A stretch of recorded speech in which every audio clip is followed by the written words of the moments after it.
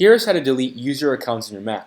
So if you want to delete people that no longer use a Mac, or you just want to free up some space, I'm going to show you how to do that in this video. But before we do that, go ahead and subscribe down below. So first, we're going to go to our system settings.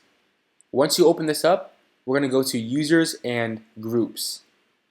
Click on that, and then we're going to want to click on the lock to make changes. Enter your password, and then it will be unlocked to make changes. To delete a user, just click on it and then press on the minus button on the bottom. Then it will prompt you to delete the user account. It will say, do you want to delete it?